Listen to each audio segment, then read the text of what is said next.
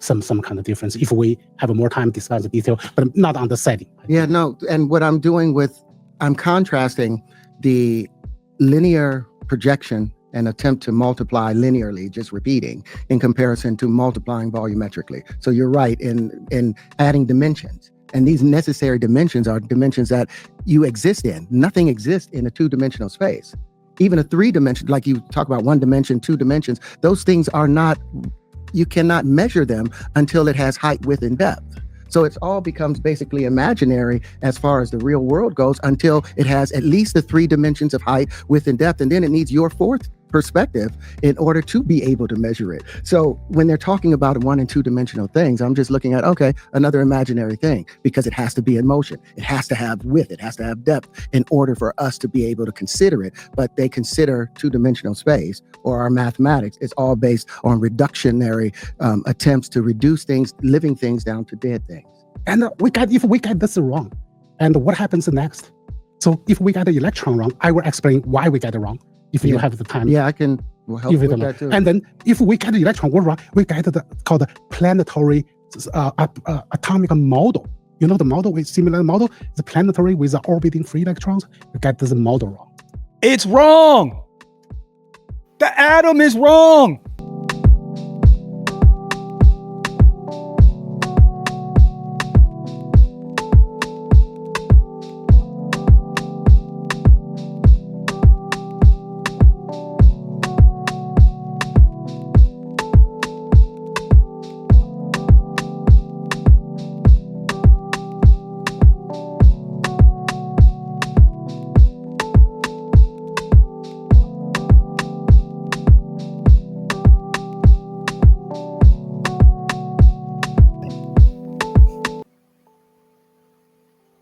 Because I said so.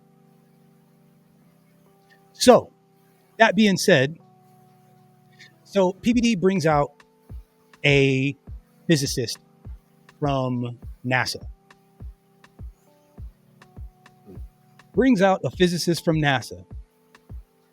And you know what? Before I do that, we're going to talk. I want to just touch this.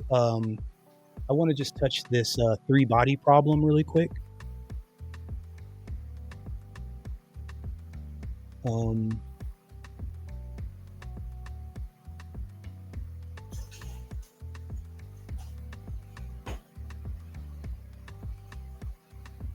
right. I just want to touch this real quick.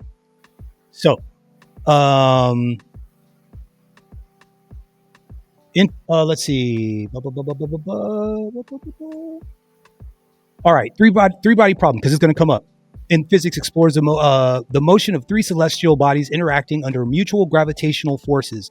A problem that, unlike a simpler two-body problem, lacks a general closed-form solution and exhibits chaotic behavior.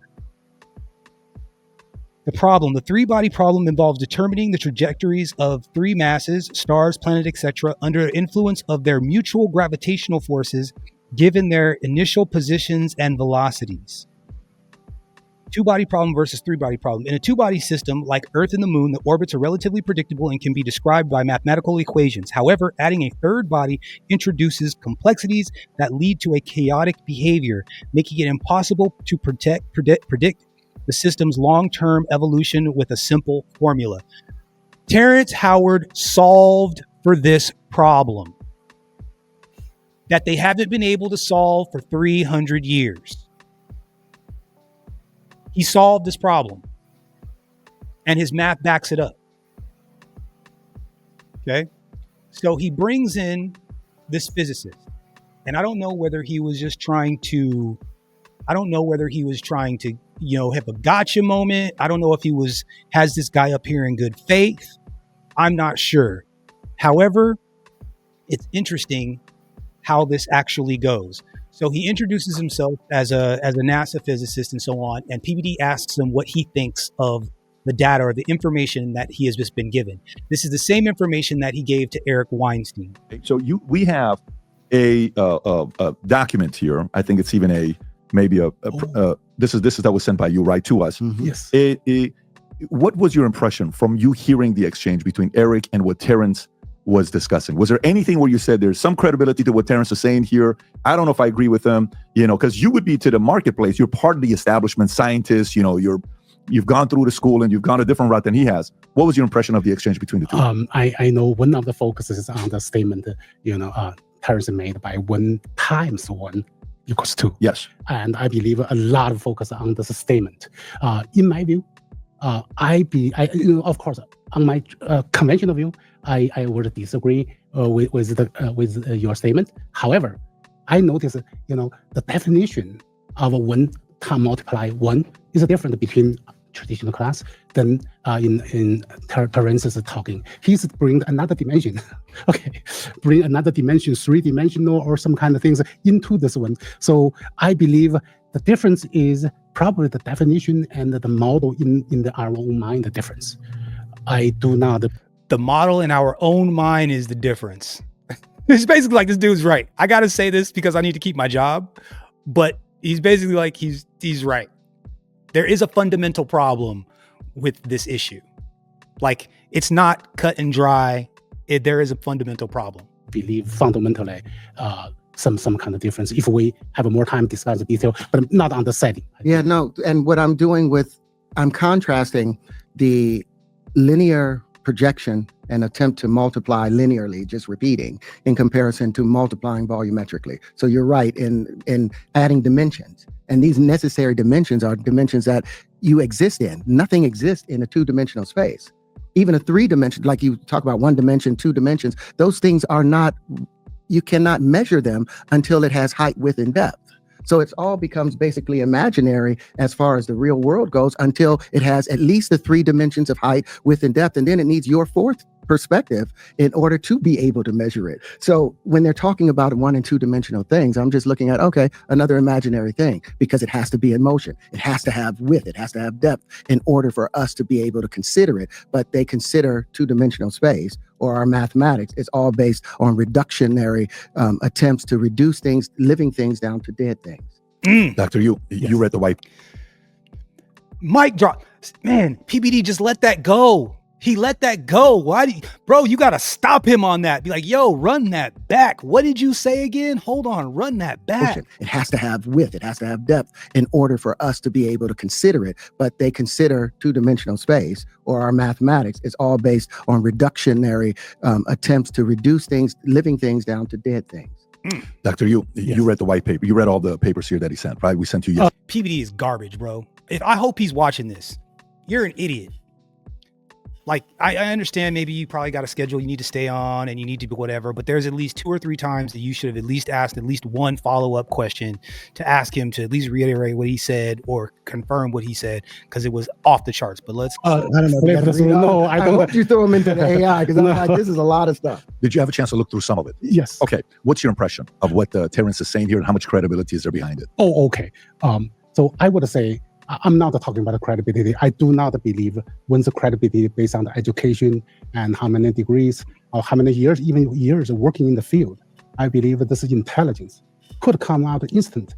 Like Terrence mentioned, from the gift of divine, is that right? Yeah. Something, and instantly. Like me working in physics field for decades, I just got to recognize there's something fundamental wrong, which something happened, in Terrence's interview. He mentioned about something fundamental wrong with quantum physics, which I actually agree with. What's that?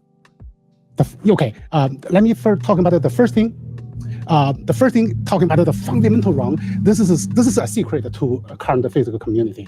Is something he says a secret amongst the physics community.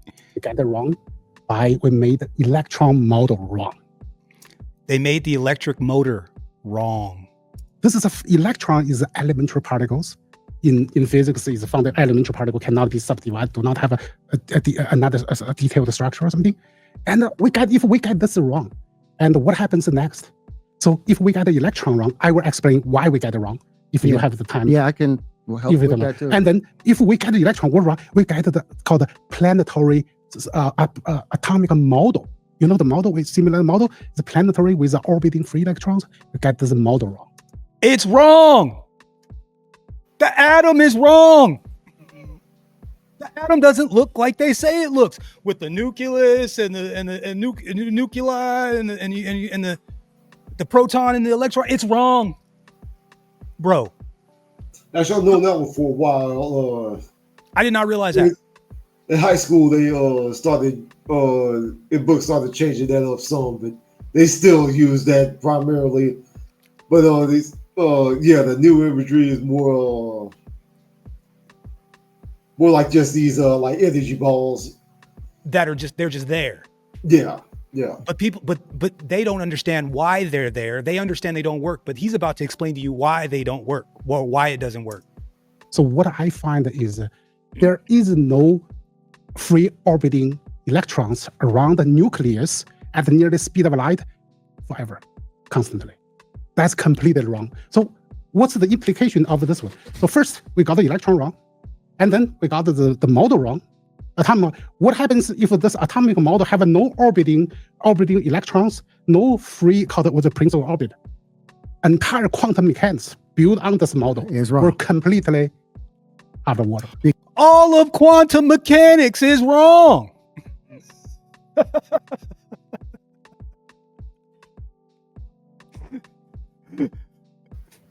That is fucked.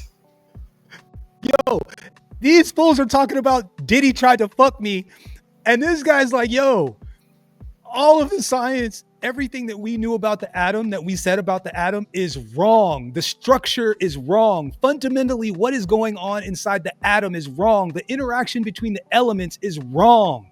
Everything that we said. So worse, how we... You said one side being 6 inches higher.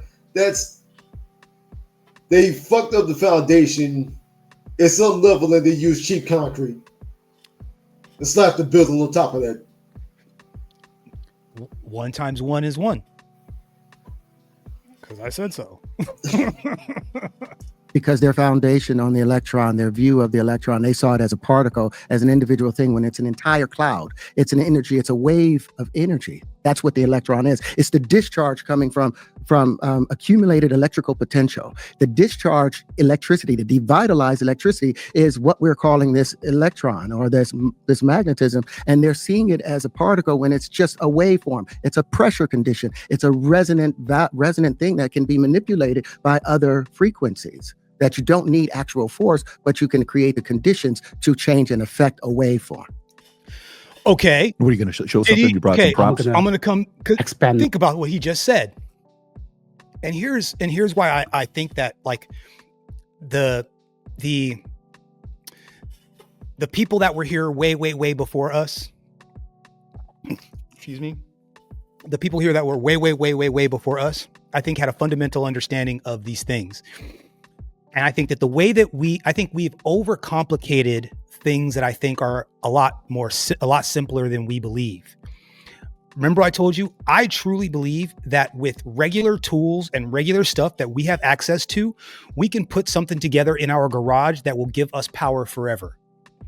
The science is coming. I can guarantee you this is what they've been hiding this whole time. That might be why they've intentionally kept the science and the math where it is. I truly believe that in this planet, with regular chemicals that we could find, we could put a nice backyard power plant that will give us all the power we need forever. That's what I truly believe is going on here. And whether it's an intentional acting like they didn't know, or whether they just like could never figure it out or never opened up their mind to, I mean, clearly this guy knows what the hell he's talking about. Let's let him continue, because I like this example. My statement say why we get the electron wrong and why it's so significant. Okay. So I believe from the 1785, the French physicist Coulomb proposed the Coulomb's law. It says there are 2 types of charges. Bro, Coulomb's law from the 1700s. We are undoing 300-year-old science right now. Right now. Is negative, when it's positive. Mm-hmm. And the like charge repel, unlike charge attract. This is a fundamental law. It's a great discovery. However, it's wrong. The mistake is he described the 2 charges carried by two separate particles. Instead of having everything being both positive, having both attractive and detractive things. It's a dipole. It's not a monopole. And the way they're seeing it, how can something, this is something I always Listen get. to this. How can you can say something is charged, positively charged? How can it be negatively charged? How can you negatively charge something? A negative charge is a discharge. Means that it's coming out of it in comparison to attracting into it. So their entire terms of a negatively charged particle is wrong. It's a discharging particle. Can let me strengthen Yes. your idea? Yes, I'm sorry. This is a brilliant, a discovery Brilliant. and the root cause of our physics. So now people would say, how do you know how can we get the electron wrong? Entire modern technology is built on electrons, right? So that's why all the interpretations are needed to be rewritten. So let's assuming electron is a negative charge and proton is a positive charge. Now, what happens if we split electron into two halves? Hypothetically split, geometrically split. What do we get? Two negative charge Two particles? negative charge particles. They come together and make Can we positive. put two negative charge particles together? No. Nope. Negative things are always going to push each other away. They're Negative always going to charge push. will They're always Power gonna push to each other away. negatives. Gonna make a Coulomb's law. positive. It cannot exist in this universe, or if there's other universe. It cannot.